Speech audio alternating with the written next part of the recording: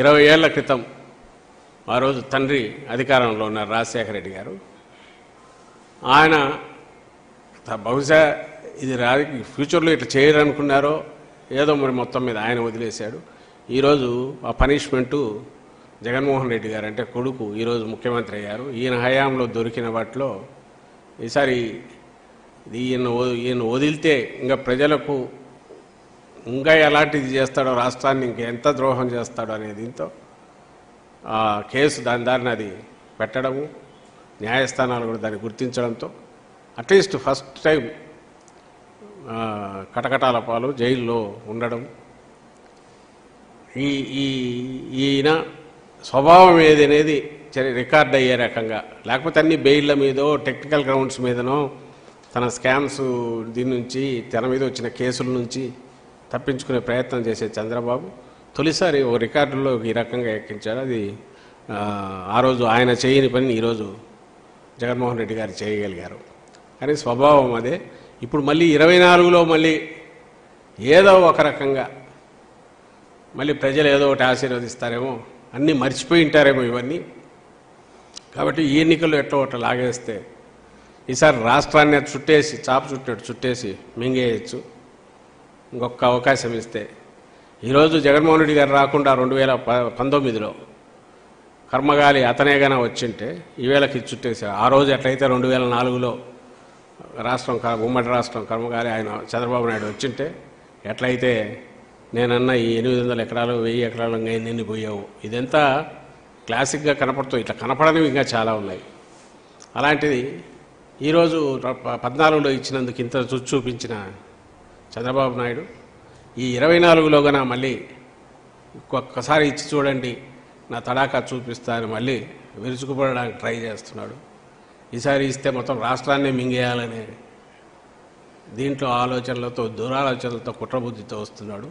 ప్రజలందరూ గమనించాల్సింది ఇతను రావడము అంటూ జరిగితే ప్రపంచంలో లేని, ఎవ్వరూ చేయలేనివి ఏదైనా చేస్తానని చెప్పి జగన్మోహన్ రెడ్డి గారు ఎప్పుడు అన్నట్టు కేజీ బంగారం బెంజి కారు కాదు, ఇప్పుడు కొత్తది ఇంకా ఏదైనా వేరే కొత్త కార్లు వచ్చింటే బెంజి కాక అంతకంటే పెద్ద వ్యాధి 10 కేజీల బంగారం అయినా సరే ఇస్తానంటాడు. ఎవరు చేయలేని పనులన్నీ చేస్తానంటాడు. వచ్చిన తర్వాత నిజంగానే ఎవరు చేయలేని, ఆలోచించలేనంత దోపిడీ చేయగలిగిన, మింగేయగలిగిన ఘనాపాటి ఘనుడు ఈయనని ప్రజలు గుర్తించాలి చంద్రబాబు నాయుడు గురించి అని మా విజ్ఞప్తి. Thank you.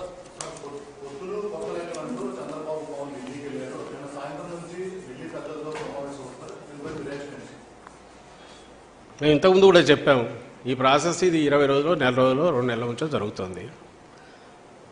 చంద్రబాబు నాయుడు ఈసారి నేనన్న దాంట్లో కూడా he's in such a desperation. ఇంకా వెంటిలేటర్ మీద ఉన్నవాడు ఎట్లయితే ఇదవుతుంటాడో, లేదా దింపుడు కళ్ళ మాసి అంటారు ఇంకా ఫైనల్గా ఆ దీంతో చేసే ప్రయత్నము, చేయని ప్రయత్నం అంటూ లేదు, చేసే ప్రయత్నం కాదు, చేయని ప్రయత్నం అంటూ లేదు.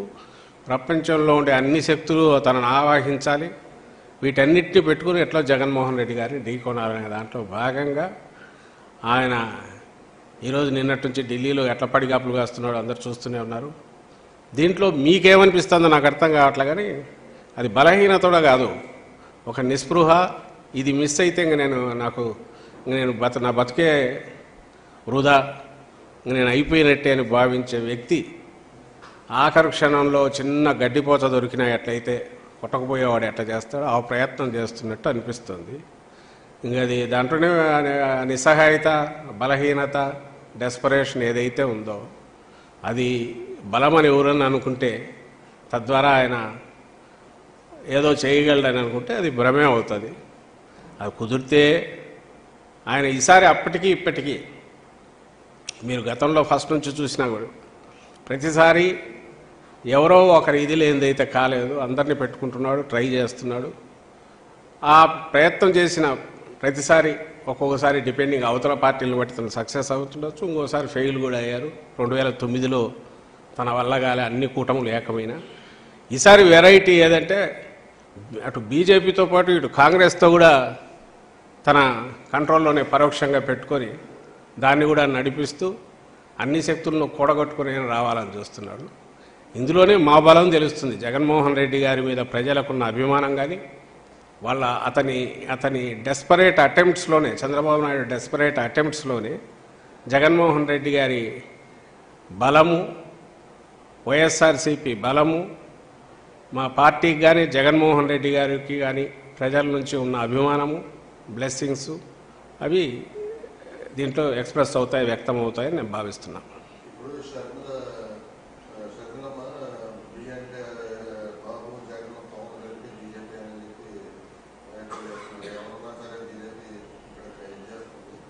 ఏవో పడికట్టు మాటలు లాంటివి 4 పట్టుకొని ఎవరో రాయించిన స్క్రిప్ట్లు చదవడం, వాటికి ఏమైనా వాల్యూ ఏమైనా ఉంటుందా చేసేసి.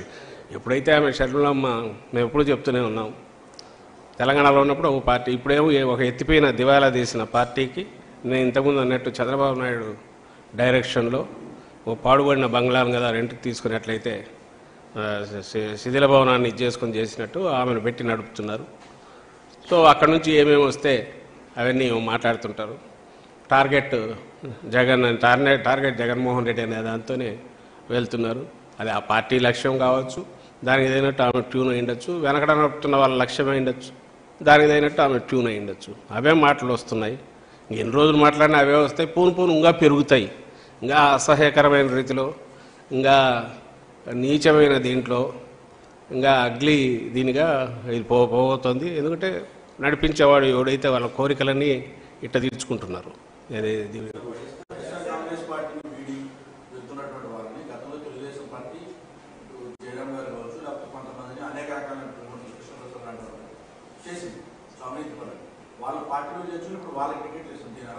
వాళ్ళే ఆన్సర్ ఇవ్వాలి, దానికి వాళ్ళ ఆన్సర్ ఇవ్వాలి. అలాగే ఈ పోయిన వాళ్ళు వీళ్ళ ఇది చేయాలి. పోయిన వాళ్ళందరూ కూడా ఎప్పుడైతే ఇక్కడ అవకాశం లేదో, లేదా వాళ్ళ